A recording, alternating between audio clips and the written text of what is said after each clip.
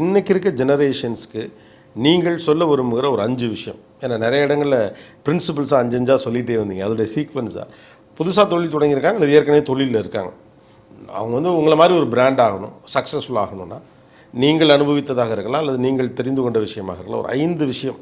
இன்றைக்கி இளைஞர்களுக்கு வந்துங்க, ஃபஸ்ட்டு நாம் அட்வைஸ் பண்ணால் அது ஏற்றுக்கிற அளவுக்கு பக்குவம் இல்லை, பிடிக்காதவங்களுக்கு.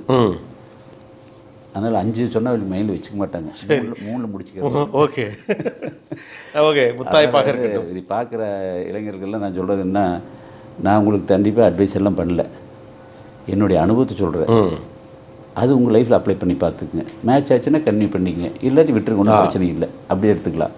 ஏன்னா நம்மளோட நல்லா படிச்சிருக்காங்க, நம்மளோட இன்றைக்கி ஐடியில் கம்ப்யூட்டரில் எல்லாம் மிகப்பெரிய நாலேஜ் இருக்காங்க, எல்லாம் 100க்கு 100 வாங்குறாங்க.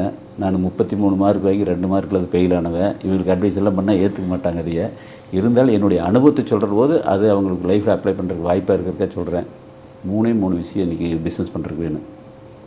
ஒன்று கேபிட்டல், அடுத்தது அதை சார்ந்த அனுபவம், தொழில் சார்ந்த அனுபவம், அதுக்கடுத்தது வந்து அதை அப்ளை பண்ணக்கூடிய உழைப்பு. எல்லாத்தையும் போட்டு கொண்டு பண்ண முடியாத உழைப்பு. இந்த 3 விஷயம் தான் ரொம்ப முக்கியம்.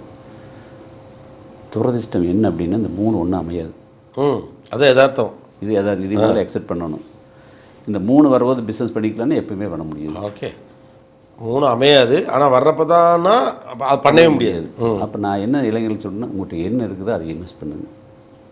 என்ன 3ல் ஏதோ ஒன்று இருக்குங்களா, அதை இன்வெஸ்ட் பண்ணுங்கள். பணம் தான் முதலீடு அல்ல, அதை இன்வெஸ்ட் பண்ணுங்கள். மீது 2 பின்னாடி வந்துடும். அதுதான் ராமராஜ்.